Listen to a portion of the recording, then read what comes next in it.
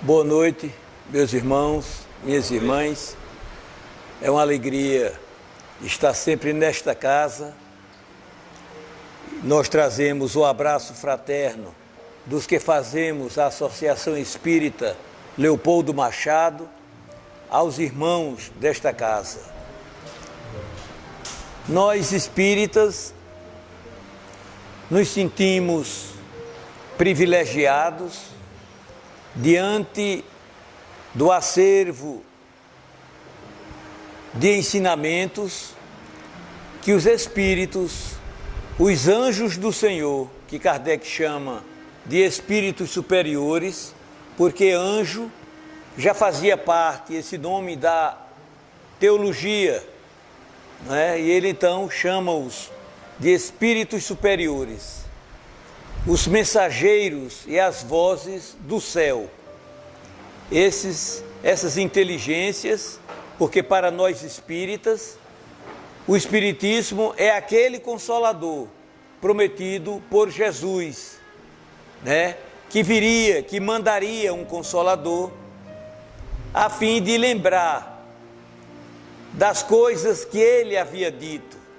Mas esse Consolador só poderia vir se ele se fosse, que o mundo não o conhecia, que o mundo não estava apto para recebê-lo, não é? E então, para nós, no transcurso do tempo, era necessário que as ciências, a astronomia, a física, a química, aparecessem e trouxessem ao homem conhecimentos mais dilatados. E aí, né, meados do século XIX, essas inteligências se manifestam na Europa, na América, de uma forma muito contundente, que chama a atenção das pessoas. Era comum as pessoas no final de semana se reunirem nos salões para se comunicarem, porque se reuniam em torno de uma mesa e a mesa se elevava e respondia às perguntas através de pancadas. Posteriormente, o médium, a pessoa pegava o lápis e escrevia, consciente, semiconsciente e inconscientemente, as mensagens, né? Então, essas vozes vêm nos dizer uma noção, vêm nos trazer uma noção mais dilatada acerca de Deus, vem nos dizer quem somos realmente, de onde viemos, o que estamos fazendo na terra, porque choramos, porque sofremos, qual a razão da dor, não é? E para onde vamos, né? Nos traz uma noção mais amplificada de nosso Senhor Jesus Cristo. Vem nos dizer que Deus nunca deixou de criar, cria de toda a eternidade, não teve princípio e por isso mesmo nunca terá fim, e que as suas leis são tão antigas quanto o próprio Deus, porque esse Deus é de toda a eternidade, né, que nunca esteve ocioso, né, sempre criou, as suas leis sempre existiram, e por essas leis sempre existirem, o universo, os Espíritos nos dizem, é de todo sempre,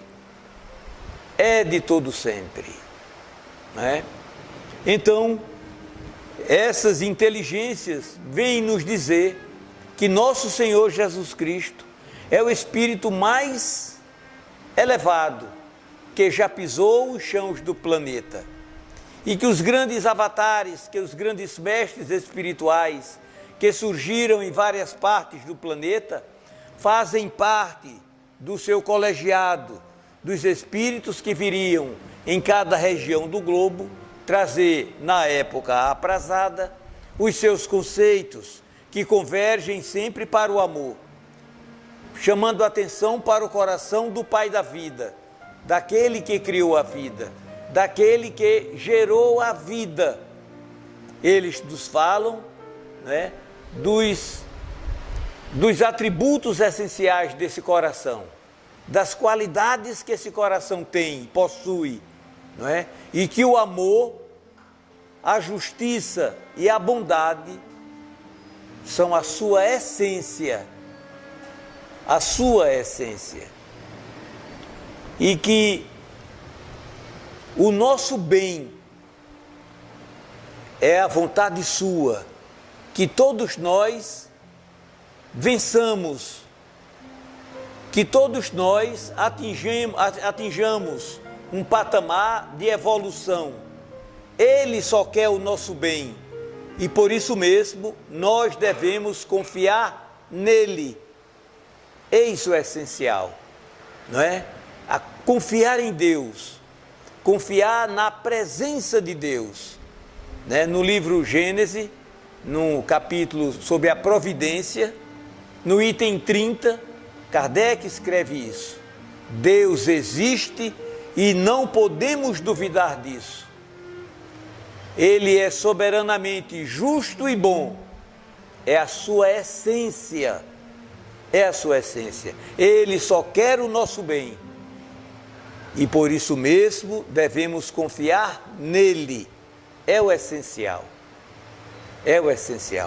Então, nós ficamos sabendo que Jesus, esse coração magnânimo, essa expressão de bondade, né, na obra A Caminho da Luz, Emmanuel vai nos dizer isso, né, que reza a tradição do mundo espiritual, que uma comunidade de espíritos puros que fazem parte do sistema solar, do qual é Jesus, um dos seus membros divinos, já se reuniram nas proximidades do planeta por 2 vezes. A primeira, quando a Terra se desprendeu da nebulosa solar e passou a compor o sistema cosmogônico do qual ele faz parte. E a segunda vez foi para deliberar a vinda pessoalmente do Cristo de Deus ao mundo para trazer aos homens o mais avançado código de leis morais que a humanidade conhece, que é o seu evangelho de luz e de salvação. Esse evangelho, nos diz os Espíritos, as leis desse evangelho, dos ensinamentos do Cristo de Deus, eles estão em consonância com as leis que regem o cosmo, com as leis que regem o infinito, com as leis que regem o universo.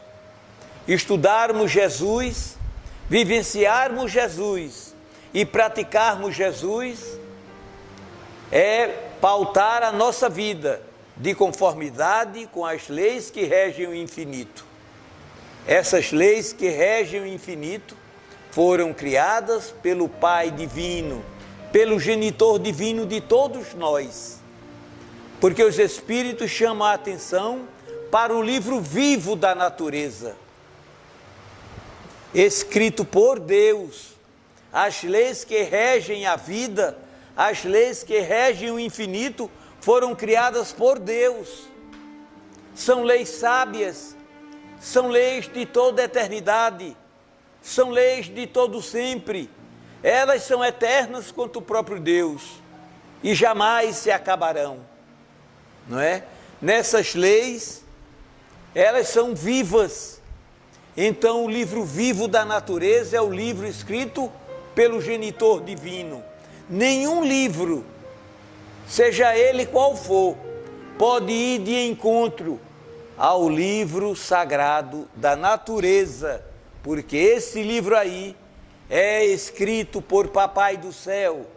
As leis que regem a vida foram estabelecidas pelo coração desse Genitor Divino, ao qual Jesus chamava de Pai, de Papai, de Paizinho, nos ensinando a todos nós a dirigirmos a nossa atenção para este coração. Este aí verdadeiramente nos ama, este aí verdadeiramente nos quer bem. Quem de nós nos lembramos hoje de pedir-lhe a bênção, como a gente, quando menino, pedíamos a papai e a mamãe? Esse coração que nos gerou, que nos criou, que nos fez, que nos colocou na vida, abastecida de tudo quanto cada um de nós necessitamos para viver, bem como o mais desprezível dos seres na nossa concepção, o mais insignificante dos insetos, encontram na natureza o elemento necessário para continuarem vivendo, Então, tudo isso parte desse coração que nos enviou o seu Filho dileto, esse coração que nos enviou o seu Filho amado, esse coração de nosso Senhor Jesus Cristo, que guardava e guarda consigo noções dilatadas acerca do coração desse Pai Celestial. Aos 12 anos, quando sua mãe lhe procurava, voltando para Jerusalém, para Cafarnaum, a cidade onde eles residiam, notam que o menino não vem na caravana no meio do caminho. Retornam e voltam para Jerusalém e vão encontrá-lo conversando com os doutores da lei, que estavam impressionados com o que aquele menino dizia, com o que aquela criança falava. Jesus tinha um dom de antecipar os acontecimentos, de relatar os fatos antes que eles acontecessem.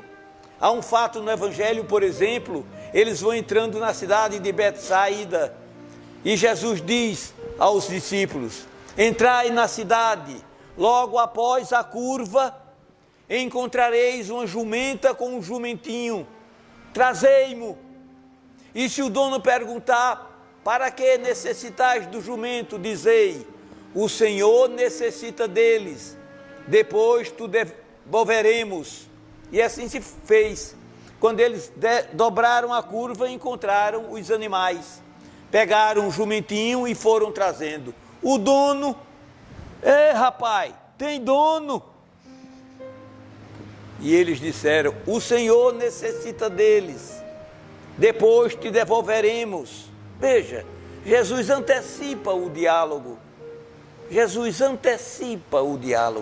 Quando ele vai falar com a samaritana, por exemplo, não é? Ele lhe pede água e ela se espanta, porque os judeus não conversavam com os samaritanos, eram dissidentes, né? Os povos da Samaria foram os povos que, não sei se foram os babilônios, se não me falha a memória, quando invadiram a Palestina. No norte da Palestina eles invadiram a Samaria e houve uma mistura de raças aí, dos soldados com as mulheres, e os judeus não gostavam disso. Tinham no samaritano um povo dissidente, com os quais nem falavam. Veja uma parábola do samaritano. Jesus falando ao rapaz: é o samaritano quem presta socorro ao que estava caído. Passou um sacerdote, não atendeu o ferido. Passou um levita, não atendeu o ferido. Passou um samaritano, lhe prestou socorro. Quando Jesus diz: quem te pareceu próximo do que estava ferido? Ele não disse o samaritano, não. Nem o nome ele pronunciava. O que lhe prestou assistência. Aí Jesus emendou: vai, faze o mesmo e viverás. Então Jesus, quando pede água àquela samaritana, ela chama atenção. Mas como pode tu, judeu, pedir água a uma samaritana? Não é? Aí Jesus lhe fala da água que ele possui. Quem beber dessa água jamais sentirá sede. E Jesus antecipa alguns fatos com essa mulher. Lhe diz: tu tiveste já 5 maridos, e com o qual vives atualmente não é teu esposo. Quando a mulher vai falar para o povo, diz: vinde ver um profeta que falou tudo acerca da minha vida. O Evangelho só conta um fato que Jesus falou dos maridos, mas ela diz: falou tudo acerca da minha vida. Jesus deve ter dado uma puxada boa acerca de acontecimentos da vida daquela mulher. No templo, quando ele falava com os doutores da lei, que a mãe lhe encontra lá. Os doutores da lei estavam encantados com aquela criança. Ele devia antecipar o fato da vida de cada um daqueles rabinos que ali estavam, não é? Ele, um profundo conhecedor da alma humana, ele, um psicólogo sideral, desceu das alturas, qual estrela de luz, se fez de carne e ossos. E Ramatiz diz, é como se pudéssemos colocar o sol dentro de uma panela de barro, comparando Jesus, que levou 1000 anos na sua descida vibratória até vestir-se de carne, né? Reduzindo o seu padrão vibratório, né? Então Jesus tinha essa especificação, tinha essa qualidade de falar da alma humana. A adúltera, a mulher adúltera, que foi fragada em adultério, levaram ela imediatamente à presença de Jesus. Pela lei de Moisés, esta mulher deve ser apedrejada. Ainda hoje é assim. Celestino nos diz que ainda hoje é assim. Eles seguem à risca a Torá, né?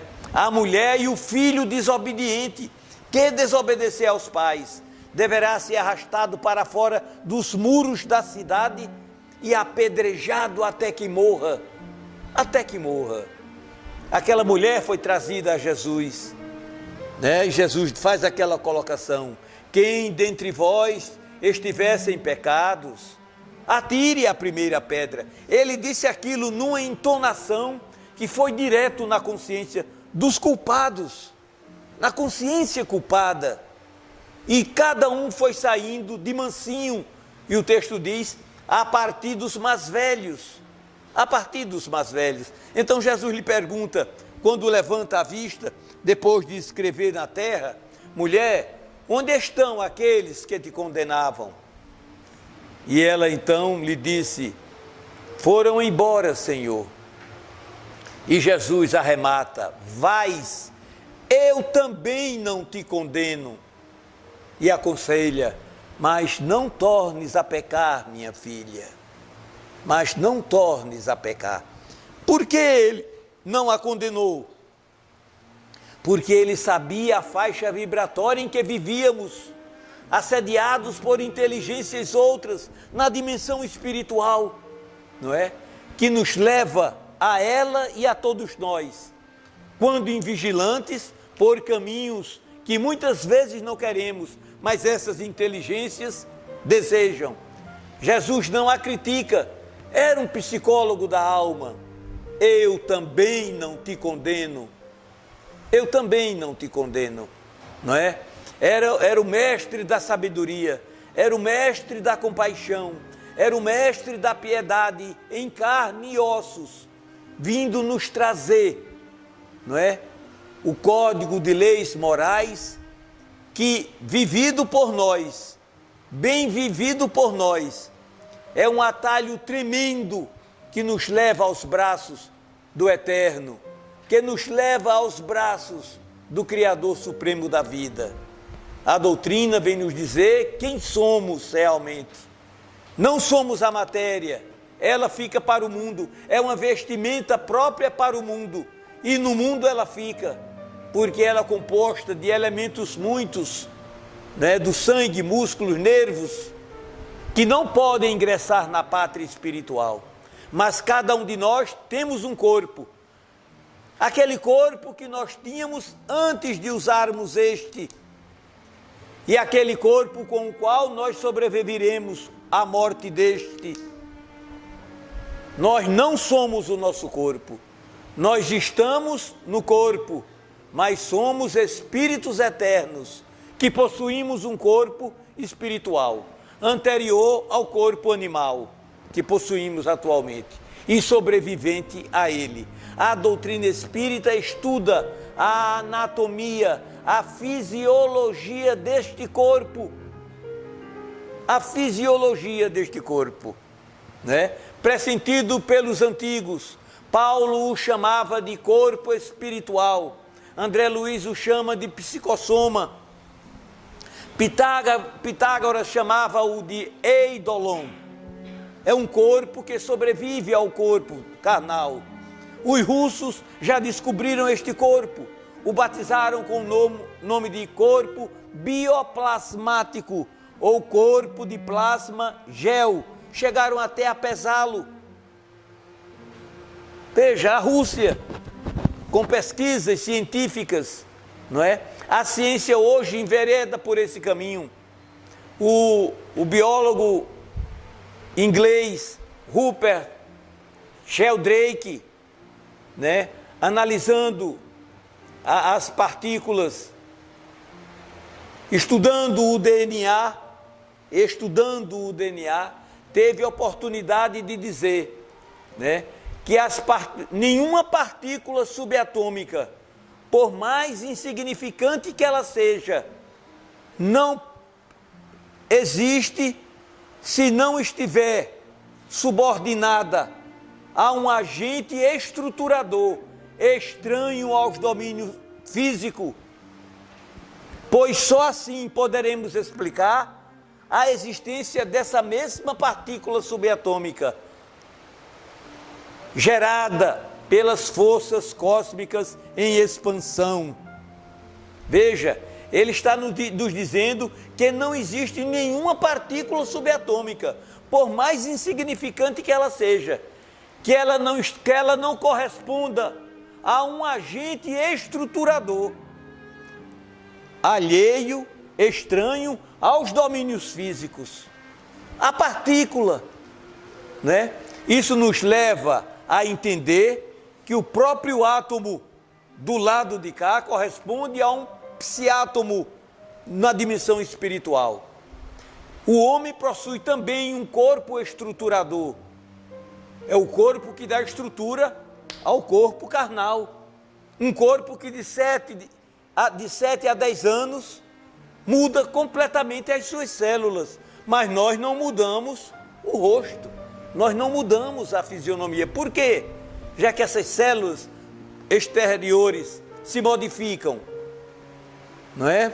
Por quê? Por causa do corpo estruturador. Por causa do corpo espiritual. Não é? Que Allan Kardec chama de perispírito, que é o corpo do espírito. É o veículo do pensamento, das emoções e das sensações. Não é?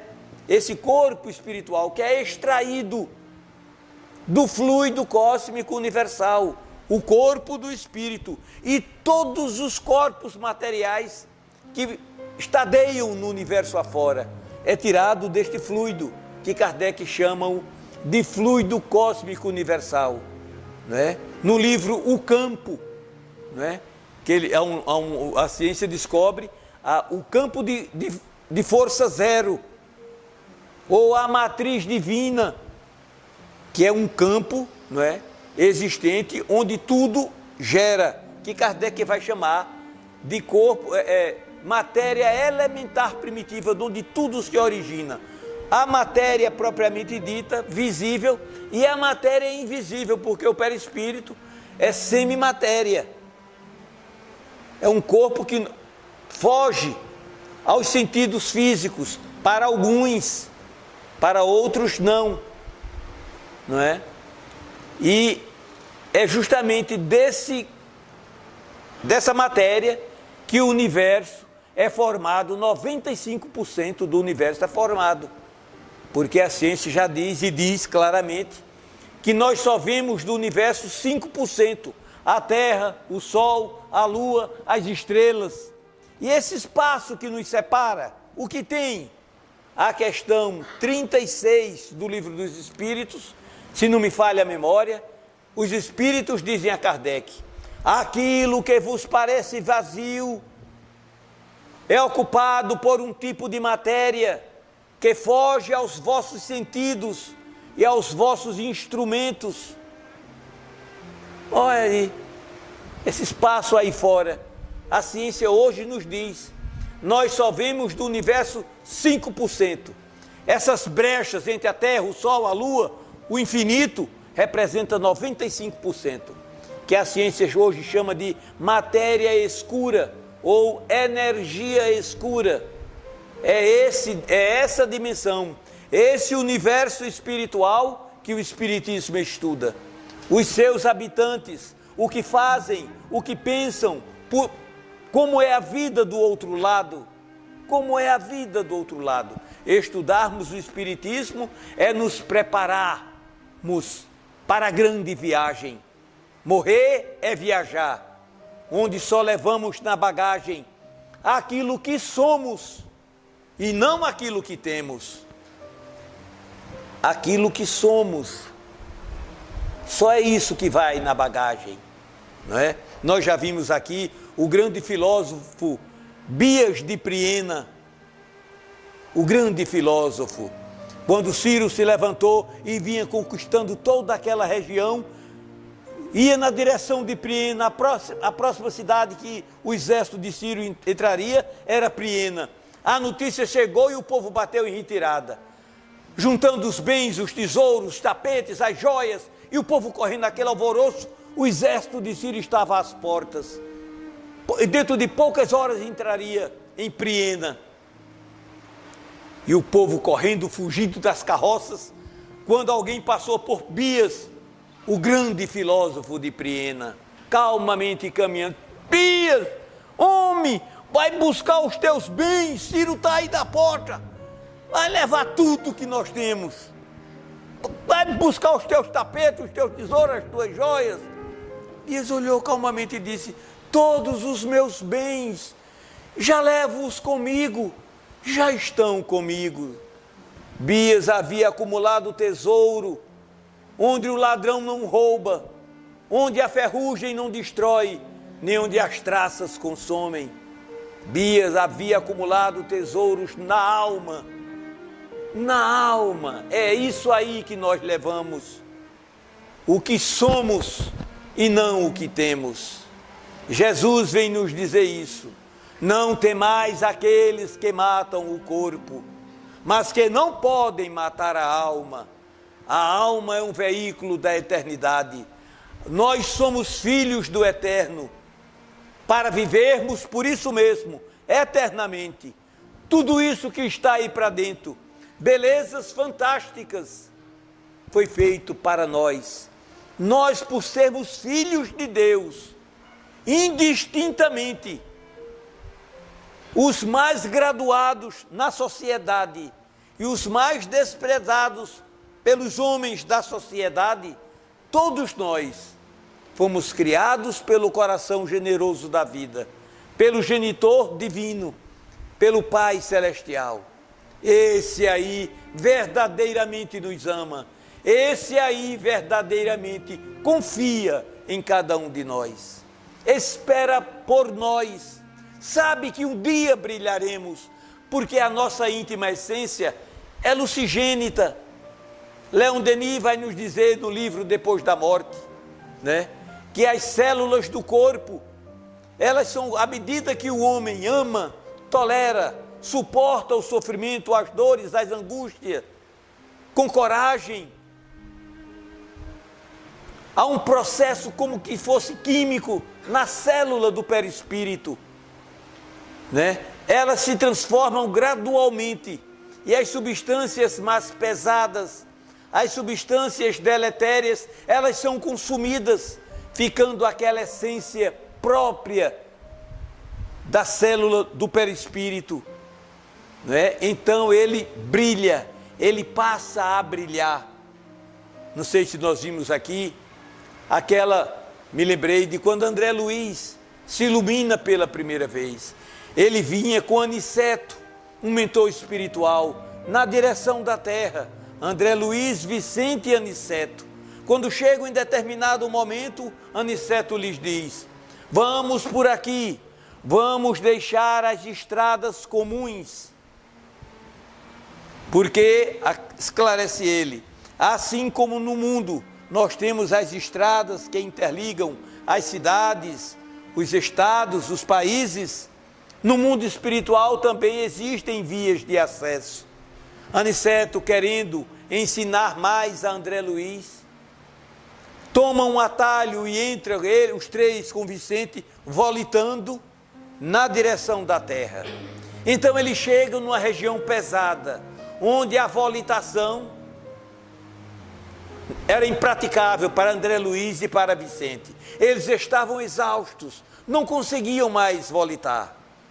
Aniceto para e lhe diz: nós estamos na dimensão bem próximo da crosta, onde o campo mental dos homens é de uma maior influência, dá esse clima pesado. E eles dizem que começaram a andar, porque não podiam volitar naquela região escura, sombria. Então ele descreve: nesse momento atingimos o alto de uma montanha, o cume de uma montanha. Foi nesse momento, ó Pai de bondade, que eu vi sair do meu corpo chispas de intensa luz que se irradiava em derredor de nós, tanto de mim quanto de Vicente. Nesse momento caímos de joelho no chão, agradecendo a providência divina. Essa era a primeira vez que eu me vestia de luz, luz que se expandia de todas as células do meu corpo espiritual. Luz que irradiava, se irradiava de todas as células do meu corpo espiritual. Veja que beleza, veja que grandeza. Essa é a nossa íntima essência, mas isso só acontece quando nós, os homens, atingirmos um patamar de compreensão, de amor, de compaixão, de piedade pelo próximo, principalmente aquele do lado de cá, que para nós são desprezados da via pública. Os desprezados da via pública. Eu não sei se eu recitei aqui da última vez. Eu disse que Chico Xavier costumava dizer que Jesus visitava a terra na noite de Natal. Falei sobre isso. Chico Xavier nos dizia que Jesus costumava visitar pessoalmente a terra na noite de Natal, na noite que nós, os homens, reservamos para celebrarmos o Natal, entre 11 horas e 1 hora da manhã. Ele vinha pessoalmente visitar os abandonados das ruas e das casas. A poetisa espírito de Francisca Clotilde Barbosa Lima, cearense, visitando em espírito as dimensões mais altas do mundo espiritual, ela nos conta que ficou sabendo de uma dessas histórias de Jesus com uma menina de rua, e ela grava em forma de poesia, que tem como título Atos de Natal. Eu vou tentar dizer. Ela diz assim: a noite é quase gelada, contudo, Mariazinha é a menina de outras noites, que treme, tosse e caminha. Guizos longe, guizos perto, é Natal de paz e amor. Há muitas vozes cantando, louvado seja o Senhor. A rua parece nova, qual jardim que floresceu. Cada vitrine enfeitada repete: Jesus nasceu. Descalça, vestido roto, Mariazinha lá vai, sozinha, sem mãe que a beije, menina triste sem pai, aqui e ali pede um pão, está faminta e doente. Vadia, saia depressa, é o grito de muita gente. Menina ladra. Outros dizem: fuja daqui, pata feia, toda criança perdida deve dormir na cadeia. Mariazinha tem fome e chora, sentindo em torno o vento que traz o aroma do pão aquecido ao forno. Abatida, fatigada, depois de percurso enorme, estira-se na calçada, tenta o sono, mas não dorme. Nisso, um moço calmo e belo surge e fala doce e brando: Mariazinha, você está dormindo ou pensando? E a pequenina responde, erguendo os bracinhos nus: hoje é noite de Natal, eu estou pensando em Jesus. Se Jesus aparecesse, o que é que você queria? Queria que ele me desse um bolo da padaria. Depois de comer tudo, então, e a pobre sorriu contente. Eu queria um par de sapatos e uma blusa grande e quente.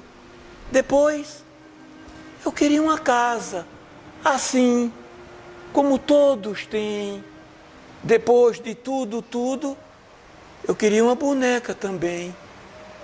Pois saiba, Mariazinha, eu lhe digo que assim seja. Você hoje terá tudo aquilo que mais deseja. Mas o Senhor quem é mesmo? E ele afirma, olhos em luz: sou seu amigo de sempre, minha filha, eu sou Jesus.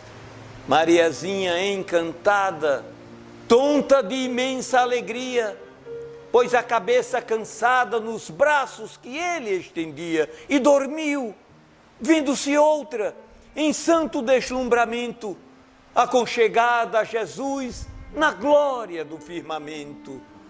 No outro dia, muito cedo, quando o lojista abre a porta, um corpo caiu de leve, a menina estava morta. Jesus, essa luz viva que é do céu, veio até nós, os homens da terra, a nos dizer: amai-vos, tolerai-vos, compreendei-vos uns aos outros, evitai as contendas, tende mais um pouco de paciência, mais um pouco de paciência. Não revidais a ofensa. Se alguém te roubar o manto, entrega-lhe a túnica. Não entreis em contenda. Se alguém te obrigar a caminhar 1000 passos, com ele caminha 2000. Dá àquele que te pede. Não voltes as costas a quem te quer pedir emprestado. Amai-vos uns aos outros.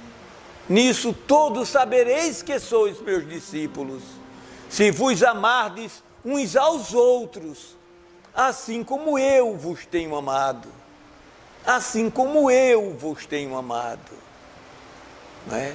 E ele diz a Pedro: por mais um tempo me vereis, e por mais um tempo não mais me tereis. E Pedro lhe diz: Senhor, para onde vais? E ele diz: o lugar para onde eu vou, Pedro, não podeis ir agora comigo, mais tarde ireis. Aí Pedro diz: mas por que eu não posso ir convosco? Eu sou capaz de dar a minha vida por ti, Senhor. Eu sou capaz de dar a minha vida por ti. Jesus diz: sous capaz de dar a vida, Pedro? Em verdade te digo, antes que o galo cante, me terás negado 3 vezes. O julgamento de Jesus é pela madrugada adentro. Pela madrugada adentro. Quando amanheceu o dia, Jesus já estava julgado. Já estava tudo consumado, para que o povo não se revoltasse. Veja, ele era querido pela multidão. O julgamento foi pela madrugada adentro, antes que o galo cante. O galo aqui no Nordeste começa a cantar 3 horas da madrugada. Ele dá a primeira chamada. 3 horas da madrugada. Não erra, nem ele nem o jumento. Meio-dia o jumento também dá o sinal. É tanto que Luiz Gonzaga diz lá na música os nomes que o jumento tem de relógio, porque não erra uma, né? No interior não se sabe explicar por quê, mas o galo canta na madrugada. Quando ele acabou naquela situação, ele foi sincero, ele falou com sinceridade, não é? Eu sou capaz de dar a minha vida por ti, mestre. Mas diante das circunstâncias, o comportamento dele foi outro. Ei, não é esse homem aí que segue aquele que está preso? Eu mesmo não. Não, que é isso? Aí vai saindo, mais na frente uma mulher reconheceu. Esse aí seguia ele. A senhora está doida? Parece que ele disse assim, aí saiu dali. 3 vezes, quando acabou de negar, o galo deu uma chamada. Ele caiu em si. Jesus tinha esse dom de antecipar os acontecimentos. Essa virtude esse mestre tinha, não é? E ele diz que nos amemos, que nos toleremos, que nos acatemos uns aos outros, não é? Este é o mestre da solidariedade. Essa semana eu estava vendo o Evangelho e lá dizia em Atos que os cristãos tinham por costume vender tudo quanto tinha e tornar comum a quem nada tinha. Depositava nos pés dos discípulos e os discípulos aí repartiam com os mais carentes. A riqueza de todos era comum a todos. É daí que vem a palavra comunista. E daí, desse fato de repartirem os que tinham muito com os que nada possuíam, não é? Então, que esse mestre do amor, que esse mestre da luz, que nos conhece um a um de nós, nos conhece profundamente, sabe de todas as nossas angústias, todas as nossas lágrimas e todas as nossas aflições, como bem diz Emmanuel lá no livro A Caminho da Luz. Jesus é a luz do princípio, em suas mãos repousam os destinos da humanidade inteira. De seu coração misericordioso parte a luz da vida e da harmonia, da paz e da concórdia para todos os corações humanos, não é? Tudo na terra passa, tudo na terra se modificará, menos Jesus, porque ele é inacessível ao tempo e à destruição, não é? É por isso que ele diz: estarei convosco todos os dias, até a consumação dos séculos. Ao teu coração, Senhor, todos nós agradecemos por teres vindo até nós, vencido barreiras que nós ainda nem imaginamos. 1000 anos antes de pisares no chão, o profeta Isaías falando de ti, dizia: se prepara uma criança, o desejado de todas as nações. Se prepara uma criança, e esse espírito corajoso, puro, santo e bom, revestido do sentimento nobre do amor, não mediu distância, não mediu percalços nem obstáculos, veio até nós e sabia como ia ser recebido, mas mesmo assim veio até nós. Nós, os homens da terra, que agradeceremos eternamente teu gesto de amor para com todos nós. O Pai da vida nos consentirá um dia, Senhor, já que tudo progride e que todos nós atingiremos a plenitude para a qual fomos criados. O Pai da vida nos permitirá um dia, a todos nós, nos curvarmos e depositarmos o nosso ósculo de amor em teus pés misericordiosos e dadivosos. Bendito seja o teu nome por toda a eternidade. Bendito seja o teu nome por todos os corações, hoje e por todo sempre. Obrigado pela atenção.